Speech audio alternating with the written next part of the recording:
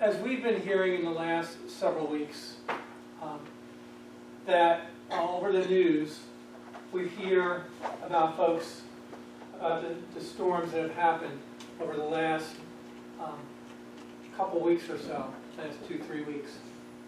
And it's been pretty harrowing, it's been pretty frightening experience, and especially for those who have been in those areas.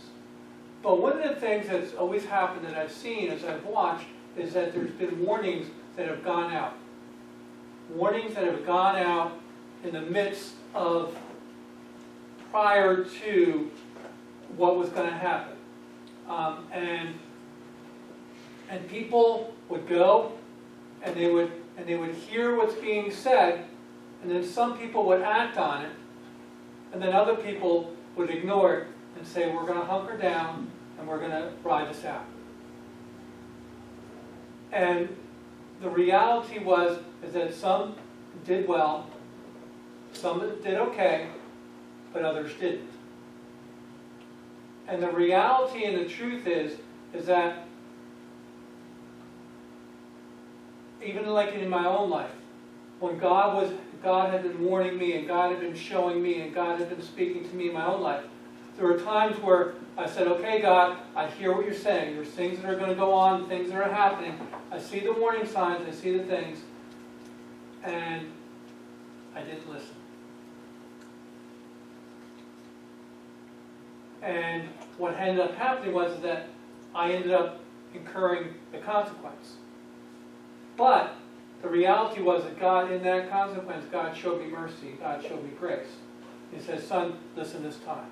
And as I listened, God brought me through, and He brought me safely through. And He'll continue to bring me safely through. Think about your own lives when you heard from God, and God was warning you about things, and then God said, these things are coming, and you need to be aware, and you need to make preparations, you need to do things that you need to do in order to be safe, in order to take care of things. And you listen, and you're okay. And then other times, you didn't listen, and ended up not going as well as you would have liked it to go. And as a result, you incurred some of the discipline or the instructions for not listening to God upon yourself. But even in the midst of that, God, think about it, how God showed you mercy and God showed you grace in the midst of it. Even in the midst of it, even when we were disobedient, think about how God showed you that. And hopefully that taught you during those times to listen to Him the next time when He speaks. Now we're going to look at the Apostle Paul. The Apostle Paul had warned the sailors, we looked at this last week, he had warned the sailors, and he had warned the centurion and the soldiers that we better stay in this harbor, we better not go out, because I sense that there's going to be danger. And during that time of the year, we looked at that there's always storms on the Adriatic Sea, because that's where they were.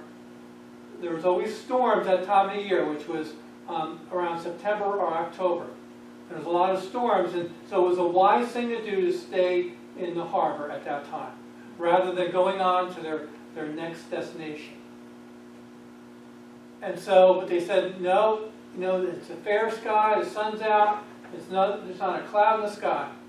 And so we're going to go and we're going to do what we think is best. And we're going to ignore the advice of what Paul had said, as Paul had spoken, as God had spoken through Paul to do this. So now we're going to see what's going to happen today, is we're going to see how that all played out and how it came to pass what happened, what Paul said, but how, as Paul said it, people listened this time, and people were saved and people were rescued, and they experienced the mercy and the grace of God in the midst of it. We're going to look at 4 points today. We're going to be looking at Acts chapter 27, verses 14 through 44. So we're going to be covering a lot of territory. We're looking at 4 specific points. Our points are, but before very long, keep up your courage, attempting to escape, and encouragement and safety. Our first point, Acts 27, verses 14 through 20. But before very long. And we're going to be looking at these specific verses. So look with me on verses 14 through 20. Verse 14. But before very long. In other words, Paul had warned, we saw last week, that Paul had warned them, didn't he? You look at verse 10. Paul had warned them, we better stay here. Now they said, but no, we're going to go. And so they set sail. We see that they set sail. So they're on their journey. They're on the sea. And it's going to be kind of hard to turn back. But before very long, before they got very long on down the road, what happened? A Euraquilo, which is a very cold and violent wind, came off of the mountains onto the sea.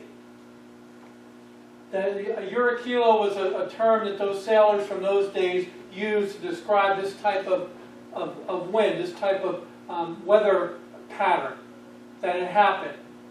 And it happened during this time of the year. And the sailors should have known that.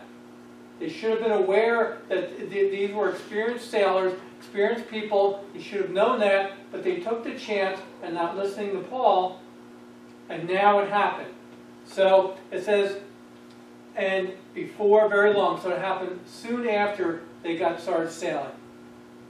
And then it says, the result, and then if you look at verse 10, let's look at verse 10.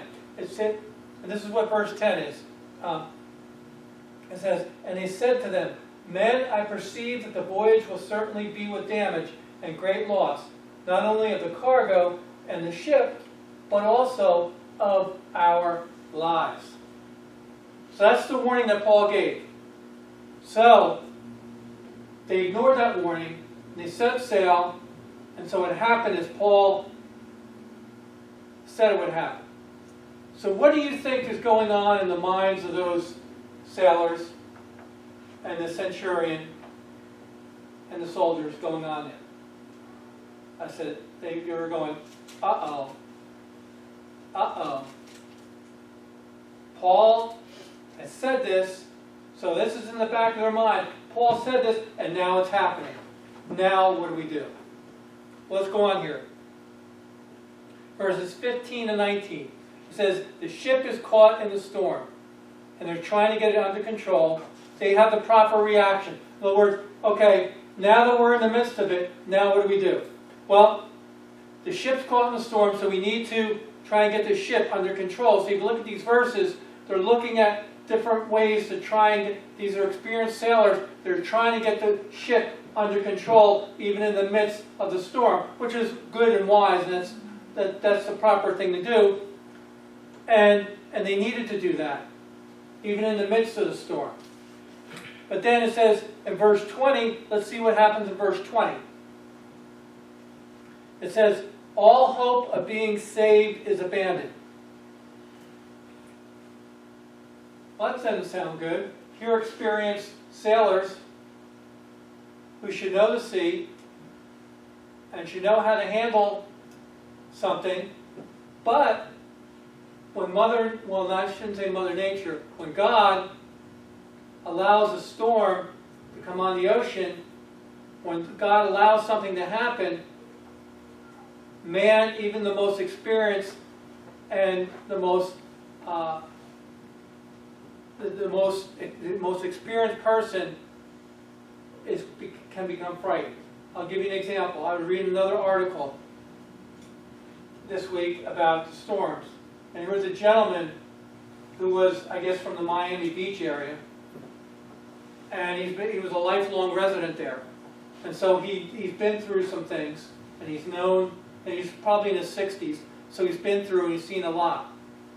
And he says it was the most frightening, even just with the winds, and this was the outer edges of the storm, because Miami didn't get a direct hit. And he said that the outer edges of the storm, it was the most frightening thing in his whole life. Why? Why do you think it was frightening? Because even a person who's experienced and who's lived there and should know what to do and has been through that before, it's out of their control. And when it's out of your control, that's when it becomes frightening, doesn't it? You do what you can do. They got the ship ready. But the reality is that it got so bad on this ship that it got so bad, it was frightening, and that they said in verse 20, said all hope was lost for being saved, for being rescued. Because there was nothing, they did everything that they could do, and now what else do we have? They had no hope. And that's the thing, it said they lost all hope. And the reality was that they didn't know God. And when you don't know God, you don't have any hope. Because when all your resources run out, what ends up happening? What else do you have? What else do you have? And the reality is that the old saying goes, there's no atheist in the foxhole. When you got bullets, and you got shrapnel, and you got missiles flying over your head, there is no atheist in the foxhole. Because your own hope and your own strength and your own power only goes so far. Doesn't it? When you got winds that are howling around you, 125-mile-an-hour winds, and storm surges and waves that can crashing over the boat, it can get pretty scary. Think about it. When the boat's rocking and it's going side and side to side and side to side. Think about it. Pretty scary. And you're going back and forth, and you can't do anything about it. Of course you're going to lose hope if you don't know God, right? Think about it. That's why Paul was warning them, because God was telling them this was going to come, and God wanted to show the people mercy and say, you don't have. You want to show Paul, and you want to show the people mercy. You don't have to go through this, but you got to listen to me. You don't have to go through this, but you have to listen to me. But now that you don't listen, now what are they going to do? Let's go on here. What's going to happen? It says in verses, and let's go to our second point. Acts 27, verses 21 to 26. Keep up your courage. 21 through 26. Paul encourages them with God's perspective. Here they have their own perspective. There's nothing that, their perspective was, there's nothing, we've done everything that we can do. There's nothing that we can do. There's nothing else that we can do to protect us from the storm. That's their perspective without God. But listen to God's perspective. And Paul has God's perspective. And God, and even in their disobedience, what is God doing? God's showing Paul mercy, but God's showing the people mercy. They don't even know God. And God's still showing them mercy, isn't he? He's still showing them mercy in the midst of their disobedience. In the midst of not listening to God. And not listening to what God had to say through Paul. And here's how God's showing mercy. Paul said, keep up your courage. Paul, to the men on the ship, Paul says, you ought to have followed my advice and not sailed from Crete and incurred damage and loss. Yeah, God said, you ought not, you shouldn't have done that. You shouldn't have gone against my advice. As God was speaking through me, you shouldn't have gone against me and started incurring this damage and loss. It could have been prevented. And again, it's not a way of God rubbing it in their faces. But let's go on here. It says, verse 22, keep up your courage, no loss of life, but only the ship. So there's going to be some damage, but there's going to be no loss of life. You're going to lose some things, and it ends up happening. God didn't want the ship to be lost in the first place. That's why he told them to sail, to stay in the port. He didn't want anything to happen. But the reality is that because in their disobedience, something was going to happen. There was going to be a consequence. It says that the ship is going to be lost, but your lives will be spared. But an angel of the Lord, this is verses 23 and 24.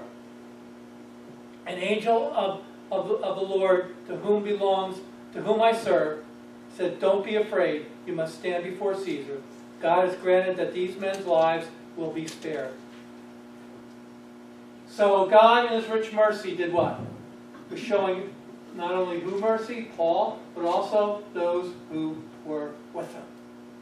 And an angel came, and God made sure that they were going to hear it loud and clear. An angel came to Paul and spoke to him, and spoke words of reassurance, and saying, Paul, I'm going to get you to Rome. I'm going to get you to Rome. I'm going to get you to Rome. That's my purpose and my plan for you. But I'm also going to spare the people that are with you. And I'm going to take care of the people that are with you. I'm going to spare them. See how God, even though God wants Paul to go to Rome, but God also wants to spare the lives of whom? Even the other people who are there, who are not even believers.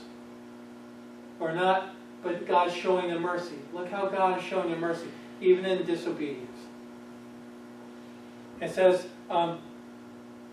therefore, this is verse 25, it says, keep up the courage, for I believe that it will turn out exactly as I have been told. In other words, Paul is doing what? Even in the midst of the storm, even in the midst of the storm surge and the raging and the waves rocking the boat and the rain and the wind and everything that's going on there. And what does Paul say? Take courage. Take courage. Why? Why could Paul say that? Number one is that he had God's perspective. You know how we sang the song, How Great Thou Art? He knew how great his God was. Because God is, and the other song, and the other hymn, Lord of heaven and earth. Paul knew that God, Jesus, was Lord over that storm, wasn't he? And he could allow things to happen and do things that man could not. And Paul knew that in his heart, and Paul was reassured of that in his heart by whom? By the angel. A messenger. Angels are messengers from whom? From God, in order to tell what's going to happen. And so the angel came and told Paul, and Paul's going to now encourage the people with that. Because Paul says, because I believe it's going to happen, because this is what God has said, and if God says it, I believe it, and that settles it. And that's the reality that Paul had in his own life. And that's the reality that we need to have in our own lives. If God says it, we need to receive it, and we need to believe it, and we need to act on it. Paul believed what God had said. Paul believed it. And so therefore, he could encourage people, others with that. I know, he says, I know. I believe what has been spoken to me will happen. Because he knew his God. He had a relationship with his God. He understood his God, and he knew that whatever was going to happen, God was going to take care of him, and God was going to be with him in the midst of it. And God was going to walk him through, and God was going to care for him, and those with him. And so therefore he can encourage, you know what? And it was convincing to these others. It was convincing enough to believe, yeah, maybe Paul's right. Because look what Paul does. Paul just doesn't say it, but Paul acts on it. Listen to this. It says, we must run aground on a certain island. This was part of God's specific instruction. God gave specific instructions to Paul. And it says, we must run aground on a certain island. In other words, he said, I know what's going to happen. The ship's got to run aground on the island. He wasn't, and listen to this, he wasn't rubbing in their faces, but was giving them a reality check and saying that God's got it in control despite them not listening. I got it, God's still in control, even in your disobedience. It says, there'll be some damage, but there will be no loss of life.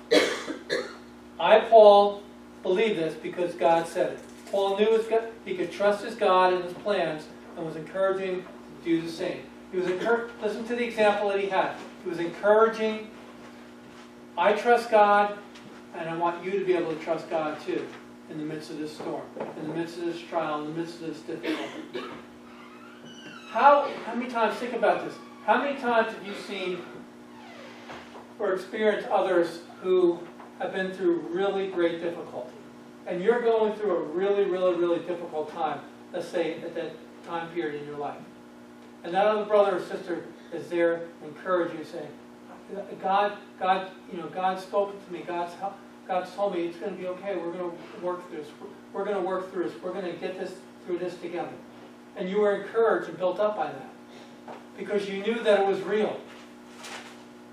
You knew that it was real, that the person who was encouraging you at the time had been through what you're going through and been difficult, but you knew, and they were telling you, God's brought me through and God's helped me, and I want to help you too. And that was convincing for you to believe that, and what did that do for your soul? That encouraged your soul, didn't it? There's a scripture passage, I'm not sure where it is, but it says, and let us encourage one another all the more as we see the day approaching. Let us encourage one another more as we see the day approaching. That's part of what God has called us to do as believers. If God brought us through something or is bringing us through something, and God's given us a heart to trust Him, we need to be able to do that with others who are going through the same thing, don't we? Don't we? We do. We do. Absolutely we do. Because what's that's going to do? That's going to help them, and that's going to encourage them. That's a part of what the body does. And that's what Paul was doing for these men here. Well, listen up here. It says, we're going to our third point. It says, attempting to escape. Verses 27 to 29. The 14th day of the storm, being driven about in the Adriatic Sea, fear that they were going to run aground. What did they do? They cast their anchors and wished for daybreak. A long time without a break, and fear of despair set in. Must learn to trust in the midst, even when we don't see the light. So here it is, 14 days. That was a pretty bad storm. Think Irma was bad? This one was really difficult. 14 days. You're out in the sea, and it's tossing and turning. And it can be pretty scary. You think, well, one day we might be able to get through it, 2 days might be able to get through it. But 14 days, 2 weeks? Think about that. And here they didn't have anything to eat for 14 days. And this is going on. And no wonder they got in despair. They didn't think, well, what are we going to do? But Paul, even in the midst of that, they cast their anchors and they wished for daybreak. In other words, they wanted to see a little bit of light at the end of the tunnel. And even then, when we don't even see, when we're in the midst of a storm, guys, and we don't see the light, those are times where we need to continue just to hang on and trust Him and trust His promises. Because what God says, His promises, in His words, His promises are yea and amen. Now think about the promises that God has made, that He's given you. I will never leave you. Here's a promise right here. I will never leave you, not what? Nor forsake you. I will never leave you, what? Nor forsake you. In the midst of the storm, when it's been going on a long time, and God brings back that verse to you, what does that do for your soul? What does that do for your soul? You remind God of His promises. God, I don't understand this. But then He reminds you, son, daughter, I got this. I got this.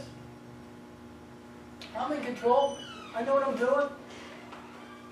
Hang in there. I'm going to bring you through. I'm going to bring you through. I will never leave you nor forsake you. The Lord is what? My shepherd. I shall not what? Want. The Lord is my shepherd. I shall not want. He makes me do what? Lie down in green pastures. He leads me what? Beside still waters. He does what? He restores my soul. He guides me in the paths of righteousness for His name's sake. Even though I walk through the valley of the shadow of death, I will fear no evil, for Thou art with me. Thy rod and Thy staff, they comfort me. You prepare a table before me in the presence of my enemies. You anoint my head with oil. my cup overflows. Surely goodness and loving kindness will follow me all the days of my life, and I will dwell, what? In the house of the Lord forever. He's going to bring you through. Cling to His promises. God keeps His promises. Even in the midst of the storm. Yea, though I walk through what? The valley of the shadow of death. What was Paul doing right there? What were the sailors doing there? Walking through or sailing through what? The valley of the shadow of death. It was a long time, 14 days being on the ship, rocking back and forth. And I'm sure that seemed like an eternity for them. 2 weeks is not really that long, but in that condition, I'm sure it felt like an eternity. But they knew to learn to trust their God. Listen to this, verse 30. Sailors were trying, even in the midst of that, some people had their own plans. And some sailors were trying to escape from the ship under the pretense of trying to fix their anchors. Oh, we got to go down. We got to fix this anchor. His anchor looks like it's a little unsturdy. We better go down and try and fix it. But the centurion saw through their plan. And what did he do? Paul warns the centurion and the soldiers that if they don't stay on the ship, they can't be saved. He warns the centurion, they can't. If you don't stay on the ship, I'm telling you, this is what God's saying. If you do not stay in this ship, if you try to escape, you will not be saved. So in other words, that's the reality, that's the truth. You want your life to be saved? You stay in the ship. You listen. Listen. Listen. That's what Paul was saying. Listen. Don't ignore it. Listen. Don't try your own plan. Well, I know better. This is what I'm going to do. Okay, God, I got this. I can do this. I'm going to do my own plan. And we do that, don't we? We do. We try and get our own plan. We try and finagle things, and we try and work things out and say, well, I got this. I know what I'm doing. I'm going to try and do this. And we try and work it out in our own strength because we pull ourselves up by our bootstraps and Americans, and we can do this. And in reality, we can't, folks. And that's what God's trying to teach us. You cannot do things on your own. You can't do it without God, His strength and His might. And you can't do it without His plan. So don't try and take your own plan and do it in your own might or your own power or your own might. Don't try and do it. Because if you do, it's to your own peril. And you can't say that God didn't warn you. And don't ever say, oh God, why did this happen? When God told you and gave you specific instructions on something to do and said, I'll take care of you, but then you went and did otherwise. And listen to the Lord.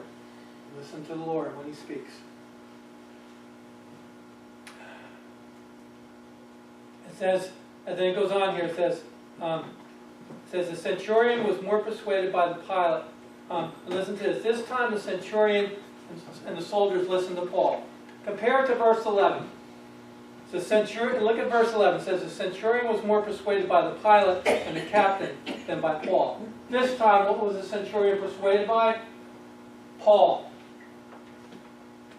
He was persuaded by Paul. He listened this time. The centurion listened because he understood and he saw Paul, and he saw the reality of Paul's words come to pass. He says, I'm not going to make the same mistake twice. If Paul said this was going to happen, he's speaking for his God, and I'm going to listen to him, and I'm going to follow through what he says, and I'm not going to do what these other, I'm not going to do what maybe I think I should do in my natural strength. But I'm going to trust Paul and believe him. And also that he wanted to get Paul safely to Rome. And that God had put that in his heart. God had put that in his heart.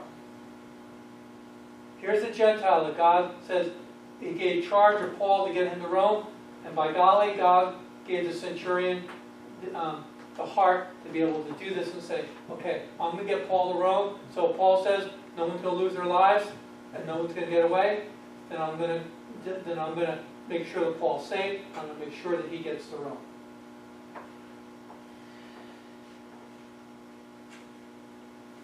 He listened that time.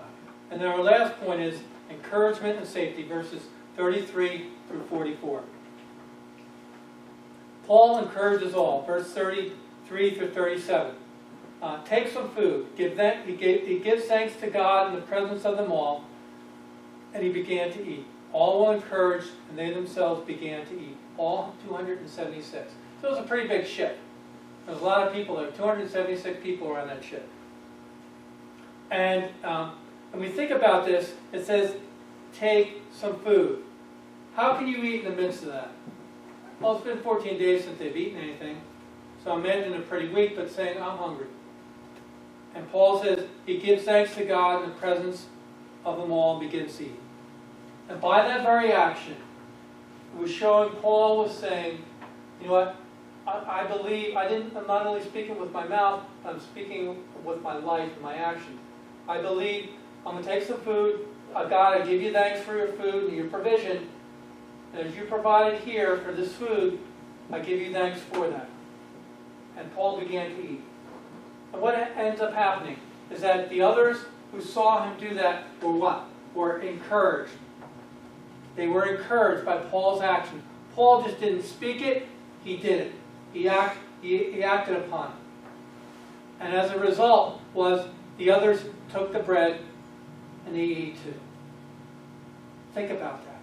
And they ate too. They ate too, and so they were strengthened after they ate.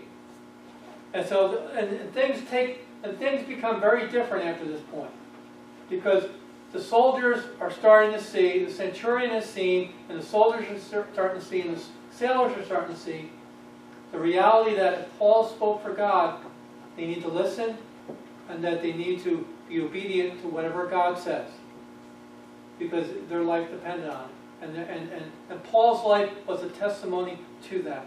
And so this is what I really want to encourage you, is when we trust God in the midst of the storms, even in our disobedience sometimes, when we trust God in the midst of the storms, and people watch us, and people watch our lives, what happens again? As I said, people become encouraged. People become encouraged. When they watch our lives, when we're encouraged in the midst of the storm, and they watch our lives, what ends up happening? They become encouraged too. So verses 38 through 40, preparation for safety. They lighten the ship, they see land and resolve to drive the ship onto it. They do everything they have to do to get the ship to shore. In other words, Paul said we must run aground, so they're doing the wise thing. They're doing everything for the ship, the practical things that they need to do in order to get the ship to drive it aground so they can get to shore. So they're doing everything that they need to do. The ship strikes a reef and the ship begins to break apart. And so the waves are pounding the ship and the ship begins to break apart. And still that would be a scary time, wouldn't it? But it says in verses 42 to 44, it says, the soldiers' plan was to kill the prisoners so they wouldn't escape. The centurion intervenes and keeps the soldiers from their intentions. He wanted to bring Paul safely through. He was acting responsibly, and God was using him to bring Paul safely home. The soldiers wanted to kill Paul, but the centurion said, no, I'm going to bring him through. I'm going to bring him through. He was acting under the hand of God. Because God wanted Paul to go to Rome, and God, as a part of that, he was going to spare everyone, and the centurion was saying, you know what, I'm going to follow through, and I'm going to do my part and make sure that Paul gets to Rome. And he gets to go to Caesar. And then, and the centurion gives instruction to everyone on how to get safely to shore, first to those who could swim, and the rest on planks and other things from the ship. In other words, the centurion is acting under the hand of God. He's giving direction and leadership. He's showing this is how everybody needs to get to shore. This is what you need to do. This is how you need to do it. And then, if you look at the last verse in verse 44, it says, it happened that they all arrived safely in shore, just as Paul said it would, because Paul spoke for God.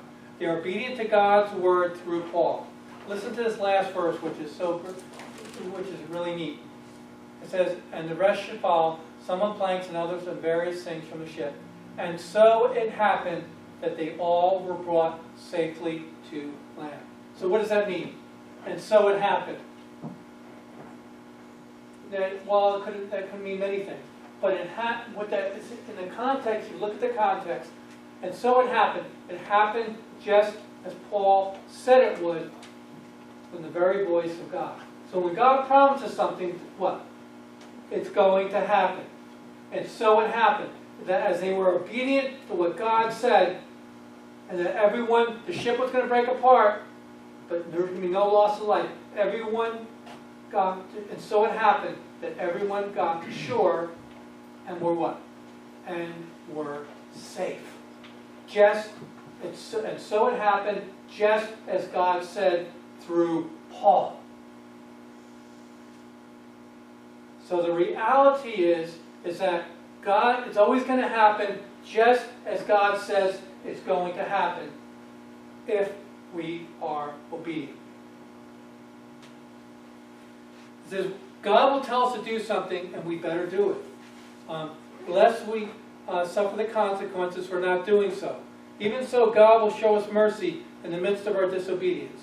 But we need to learn from His loving fatherly discipline and do what He says. He will bring us safely through, like He promised us, but we must learn to listen to Him along the way. Listen to this. Hebrews 12, verses 4 to 13. Listen up to this. Hebrews 12, verses 4 to 13.